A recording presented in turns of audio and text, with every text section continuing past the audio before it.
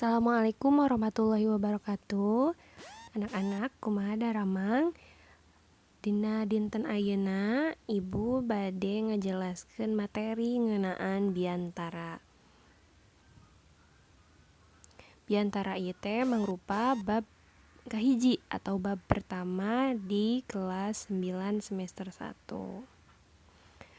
Biantara nyaeta nyarita di hareupeun balarea atau bercerita di depan banyak orang. Biantara sok disebut oge pidato. Jadi biantara dalam bahasa Indonesia itu disebut pidato.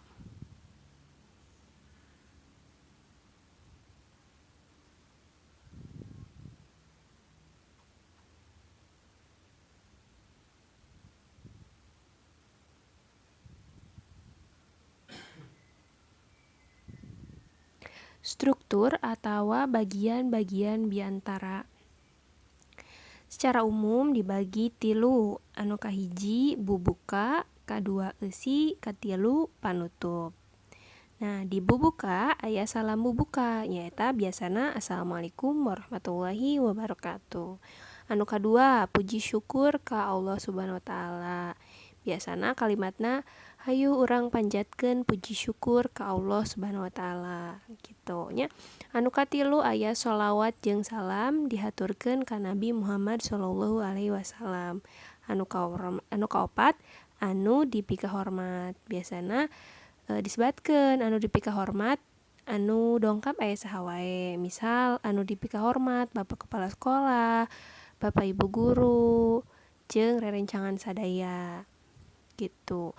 Anu kadua aya eusi. Ari eusi teh maksud jeung tujuan biantara anu saluyu jeung tema biantara. Jadi isi eusi itu sama dengan isi, maksud dan tujuan dalam sebuah biantara atau dalam sebuah pidato.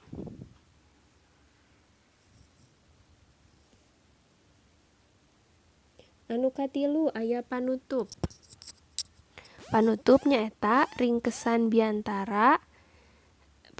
Dina panutup aya ringkesan biantara. Nu kadua aya menta dihampura saumpama aya kasalahan nalika biantara. Anu katilu salam panutup nya. Biasana wassalamualaikum warahmatullahi wabarakatuh.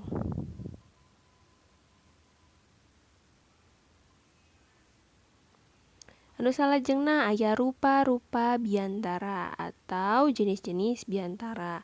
Dumasar kana sifatna biantara dibedakeun jadi genep. Anu kahiji aya biantara bubuka, biantara singget anu dibawakeun ku MC atau pembawa acara. Anu kadua aya biantara pengarahan, nyaeta biantara pikeun ngarahkeun dina hiji gempungan. Anu katilu aya biantara pangbagea, biantara dina hiji kagiatan anu tangtu. Nah, biantara pangbagea ieu biasana dikenal atau disebut dengan sambutan. Anu salajengna aya biantara peresmian, nyaeta biantara pikeun ngaresmikeun hiji hal. Anu salajengna aya biantara laporan, nyaeta biantara ngalaporkeun hiji pancen atawa kagiatan. Anu salajengna aya biantara pertanggungjawaban, nyaeta biantara anu eusina laporan pertanggungjawaban. Anu salajengna aya teknik atawa padika biantara. Ari teknik atawa padika biantara eta dina mawakeun hiji pidato di hareupeun umum aya tilu jenis nya. Anu kahiji aya padika ngapalkeun. Padika ngapalkeun teh nyaeta nyieun hiji rencana biantara tuluy diapalkeun kecapna. Jadi dari biantara yang dibuat itu dihafalkan kalau padika ngapalkeun. Anu kadua aya padika dadakan, nyaeta membawakan biantara teu aya persiapan sarta ngan ngandelkeun pangalaman jeung wawasan. Jadi nalika biantara teh leres-leres dadakan, teu aya persiapan. Anu katilu aya padika naskah, nyaeta pidato kalayan ngagunakeun naskah. Jadi ieu mah biantara anu ngangge naskah. Contona nalika presiden pidato biasana ngangge naskah atau sabari maca naskah biantarana atau naskah pidatona.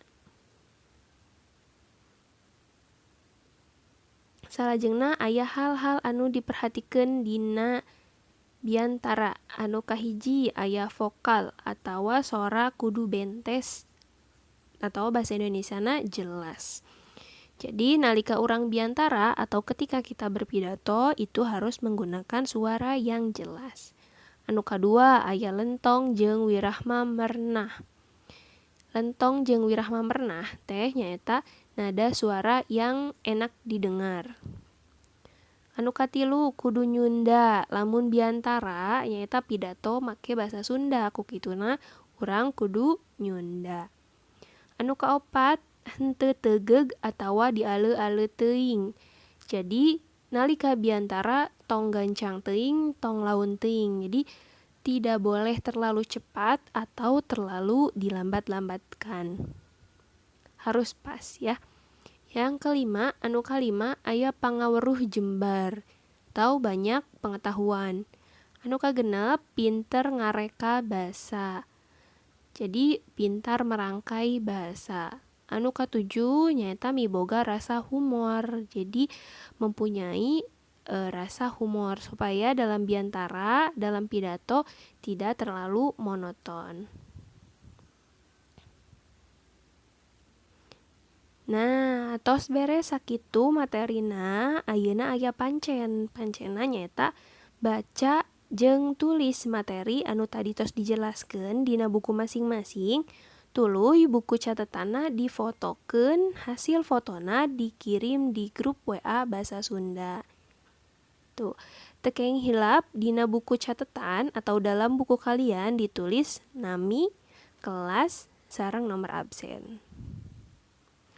Cekap sakitu pedaran atau penyampaian materi ngeunaan biantara.